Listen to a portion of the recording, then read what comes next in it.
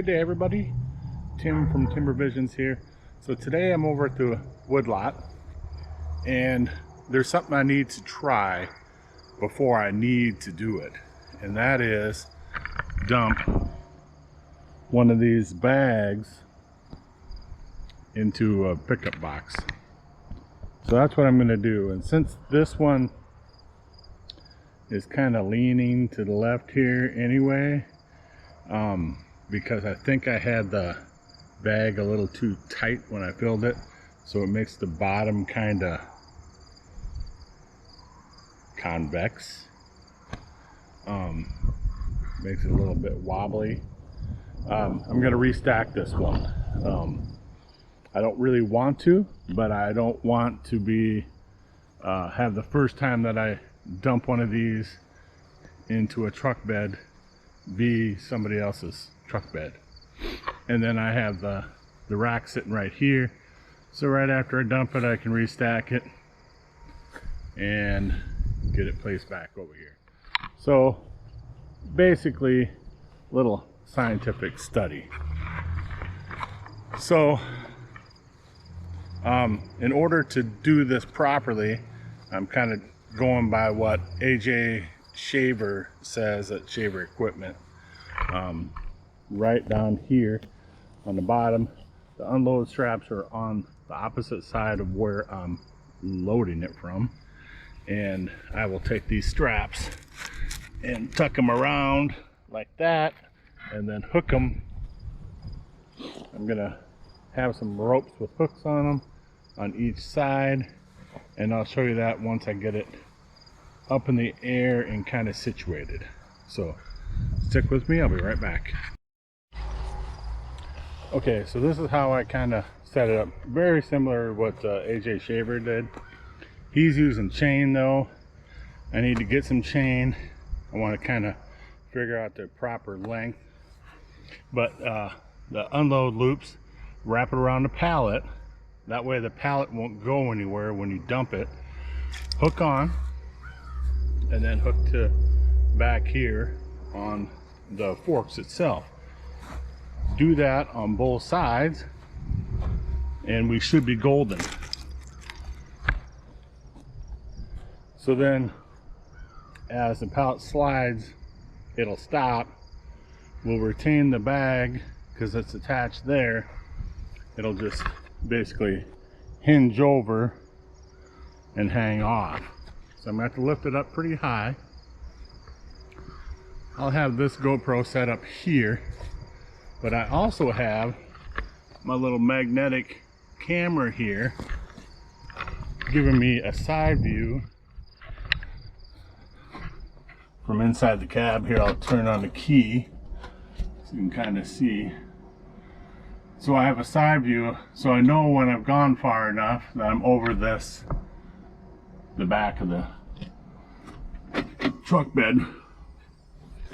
Hopefully that'll help me. So I know how far to go forward and how high to go and all that good stuff, because that's going to be in my way, right? And then for your viewing pleasure, I have my 360 camera set here, and you'll see it from this direction also. So here we go.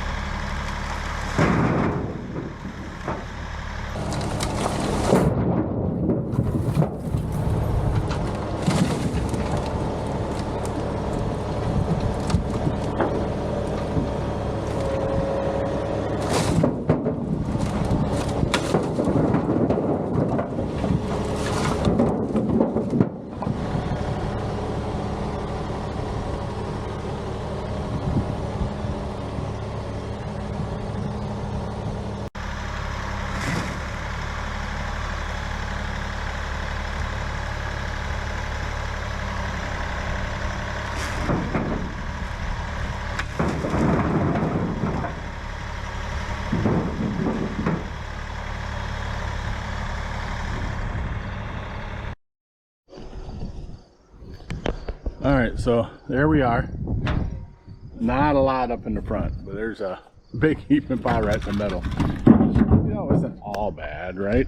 I mean, you don't want your weight distributed way to the back here, but I also didn't want it flying off the front. And go over here, and yeah, we lost like 4 pieces here that bounced off the side here. That wasn't too bad, and I would say I had the leading edge about right here, so I could probably come a little bit further forward and still be safe. I really don't want to splash it off a windshield either. I can get the majority of it in there like that. You can just quick hand toss a bunch up into the front. And of course, as I was lifting it up, I lost this one here because I got a little bouncy when I was lifting it and dumping it. But I would say overall that seemed to work pretty good. Pallet pulled out just a little bit on this one side, but I was able to be high enough. I had my lift arms up as far as they would go, and then I had to tilt the tip up to basically pull the bag off of the pile of wood. And maybe I could have drove forward a little bit more, and then when I did that, it would have deposited more of it into the front here. But I would say all in all, for the first test, wasn't too bad. And if somebody had like a little, 8x10 trailer, that would be even easier to do, and just, you'd have a lot more area. This is 8-foot bed, 8 foot 5 wide, full size, half-ton Chevy bed. But yeah, there we go. All this heating wood now will have to be put back in the bag, which I'm not going to do on camera, but mainly just wanted to show how well this is going to work for unloading, for those who are interested in how well these unload using a compact tractor rather than a telehandler or something like that. Now keep in mind, this is, I don't know, the edge of this is probably 4 foot the way it's sitting, because the ground is uneven here. But yeah, it worked pretty good. And if I wanted to do a delivery, this would be one way to get that wood out of there, to put it in here and deliver it without the bag, and then I'd have the bag back to refill for the following batch that's going to dry in it. So I'm pretty happy. Pretty happy with the outcome of that test. It seemed to work pretty good. Very similar to how AJ Shaver had done it, and I do thank AJ Shaver from Shaver Equipment for putting out that video. Otherwise, I probably would have sat the pallet down at the back of the bed and then grabbed the loops and pulled up or something like that. This little flip deal seems to work pretty dang good. And he's had them for 4 years. He's had some time for trial and error, and he sells them, so he wants to help his customers out. I truly believe he does. I truly believe he wants to help his customers out as far as using the product that he sells to them. So props to AJ. I don't know you personally, but I do. I have been watching your videos because I'm interested in these bags, or have been interested in these bags, and plan to use them here in the future. I have very limited. Let me turn you guys around. I am this is a residential lot in my small town, basically. population of a little over 2,000. This is just a residential lot, and this is what I run my business out of. So time or space is very important. Of course, time is very important also. And this saves me time of stacking the wood, and it saves me time loading the wood to be delivered. You know,